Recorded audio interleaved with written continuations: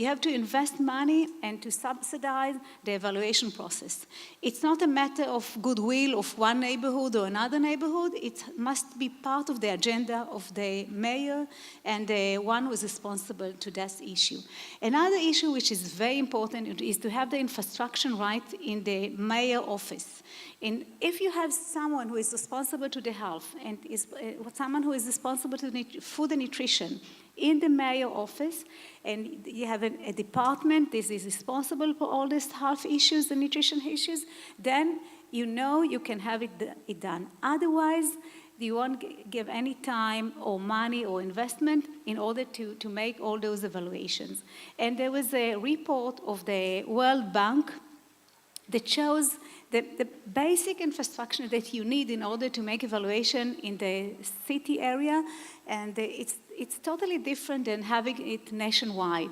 You have to have all the information, you have the people to do it, and you have to have the money for that.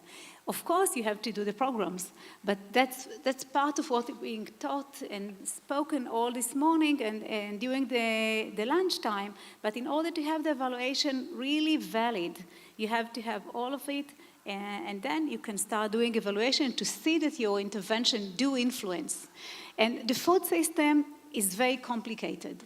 No one spoke about industry today, but the industry is when speaking about partnership, the partnership with the industry is crucial, but also the partnership with the health part of it is crucial, because who decide what is going to be done in the local area has to be the health people and not the finance people in order to have it much healthier. And you have to change the industry environment. And the problem that I see is that there's a lot of very nice initiatives. And for example, Shirley is sitting here, she's working with me at the Division of Nutrition, and she's responsible in our division about the vegetables and the gardens, food gardens in the cities. And there's a lot of them. Mm-hmm. I think no one knows about it. You know, my daughter lives in the center of Tel Aviv. We went out of the house, and she told me, I live here for 3 years.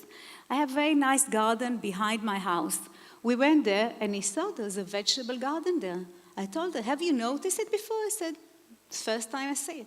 So I think we have many of the options to have healthier cities and more nutritious, and the food system can be much better, but we have to make it aware to the population, which is also part of evaluation, because if you have it near your house and you don't know it exists over there, you don't use it.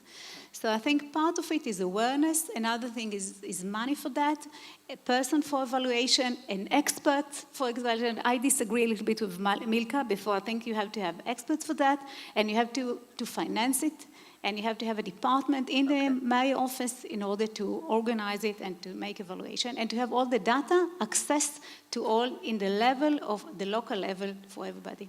Okay. Thank you. Thank you. So, Reyes, would you like to please, and again, we're going to save time for some questions, and maybe Milka would like to respond to Ronit.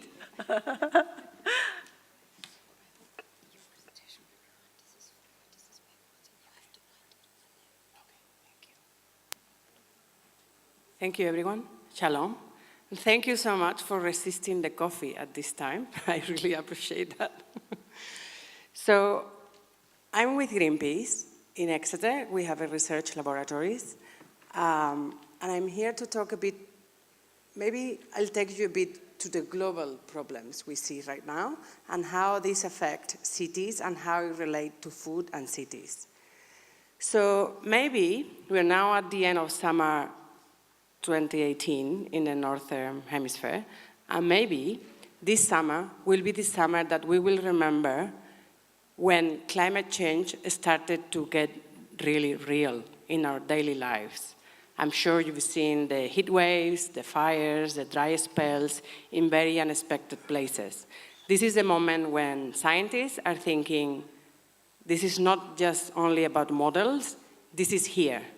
And as Francesco Branca was saying before, let's act now. So why this is important for us here talking about food and cities? Meat is responsible, livestock emissions are responsible for about the same emissions as from the whole transport sector. Livestock is also using almost 26% of the land we have on the planet. But not only on the environment, also on our health, high meat and dairy consumption has a huge impact. And we heard a lot today about obesity, diabetes, etc. There's a lot of science that shows the linkage between high meat consumption and low fruits and vegetables consumption and high diabetes, obesity, cardiovascular diseases, and cancer, especially for red meat and processed meat. So what can we do in cities? And I think this is where the positive and optimistic outlook comes in place.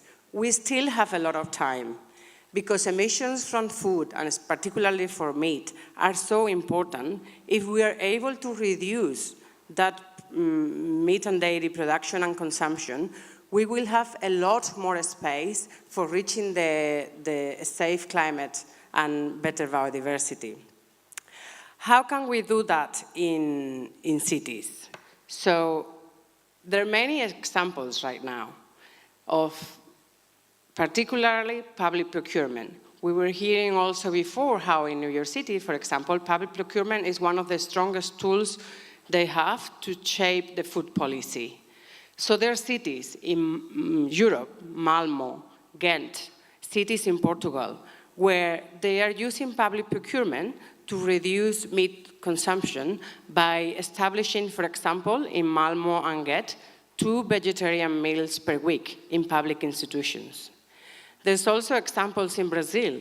The cities of the region of Bahia, they are implementing a very ambitious project where they are increasing gradually vegetarian meals per week in schools, and they want to get to 100% plant-based meals by next year, 2019. Also in Los Angeles, school districts are starting to offer a lot of vegetarian options. Actually, the school districts get very surprised that they're very successful, and students are sometimes picking the vegetarian option 50% of the time. So there are many tools, and there are tools, I think, that offer an opportunity for cities to both tick health and nutrition indicators and climate indicators that are getting much, much more important as we progress towards 2050. So, yes, let's act now. Thank you so much. Yes. And last, I'd like to present Dr. Berry.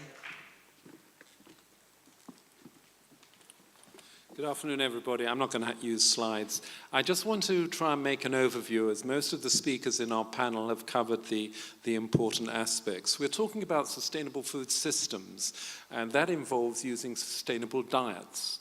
Now, sustainable diets incorporate food security with the 3 dimensions of sustainability. That's the environmental, ecological aspect, the social, cultural aspect, and also the economic aspects.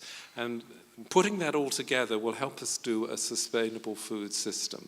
I want to talk a little bit from the public health and the individual. We've seen what the municipality can do and making it an urban and environmental friendly surroundings. Just point out to you that the Greek word for diet is dieta. It doesn't mean diet. It means diet really and lifestyle. And we should put this together because really we are talking about nutrition, but energy balance, and that's energy output, and that's also physical activity. We make sure that we have sufficient and safe recreational facilities for all ages, and that includes seating, that includes lighting, that includes shade, that includes water points, and that includes also sufficient toilets and accessible toilets. So we're talking about a lifestyle for the population within the city. And what they've got to do is change behaviors. And you can't change behaviors in one go, and you can't do it suddenly. It has to be done gradually. And this is where education comes in. And we've heard a lot about school education and school gardenings and bringing back cooking or domestic sciences for everybody, using meal time as a social, so how to eat and how to relate to somebody while you're eating. Remember, a family that eats together stays together. And sometimes we forget in our rush to be having our own foods. It means also traditional products. It also means seasonality.